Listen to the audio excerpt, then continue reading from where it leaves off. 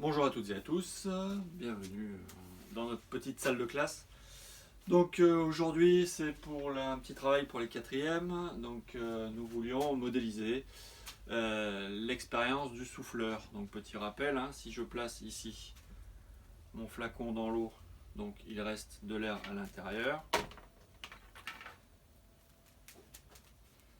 Et donc lorsque je vais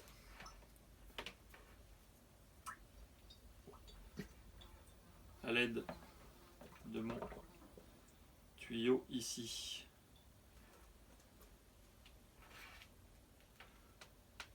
si j'aspire, donc j'espère que ça va bien se voir.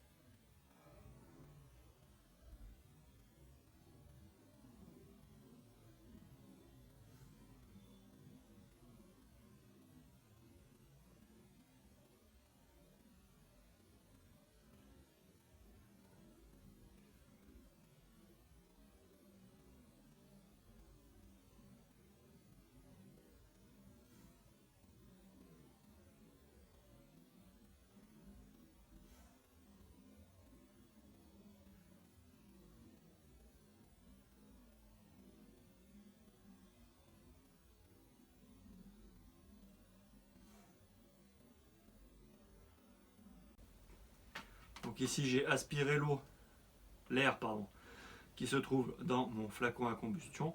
On voit que le niveau de l'eau monte si je souffle à présent.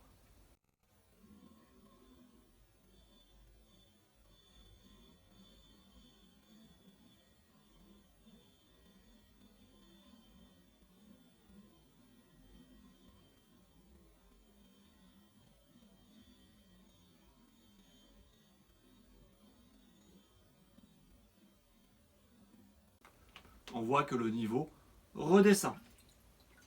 Alors, qu'est-ce que ça veut dire ça?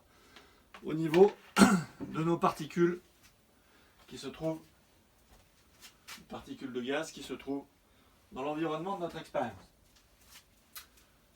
J'ai modélisé des particules d'air. J'ai représenté 15 particules. En réalité, il y en a des milliards de milliards autour.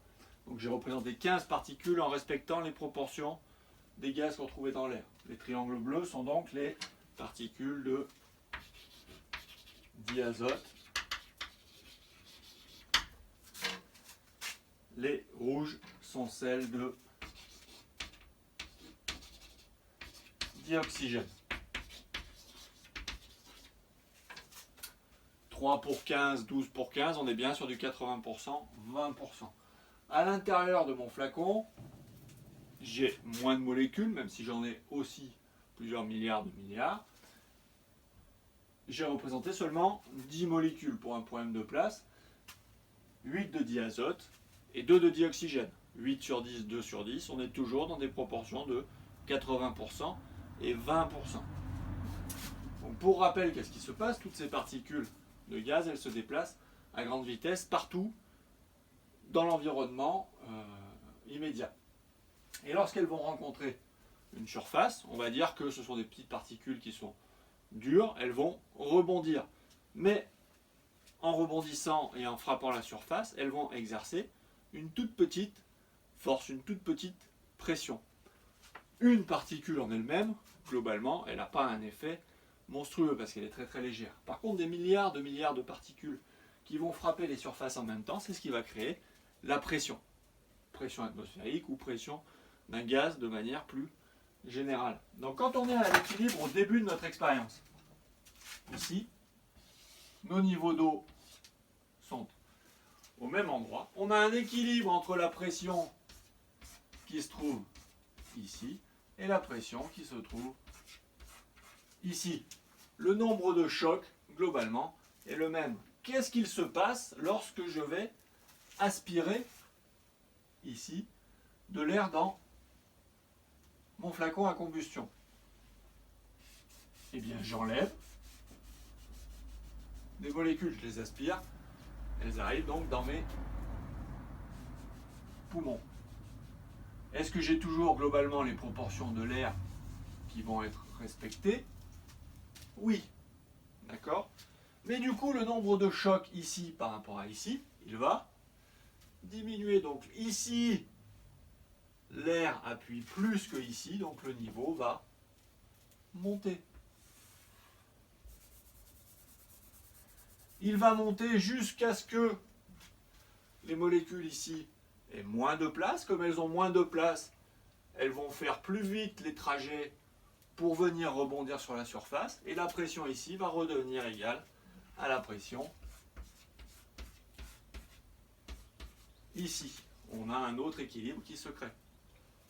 Qu'est-ce qui se passe maintenant quand je vais souffler à l'intérieur de mon flacon? Eh bien, il va se passer exactement l'inverse. Je vais rajouter des molécules.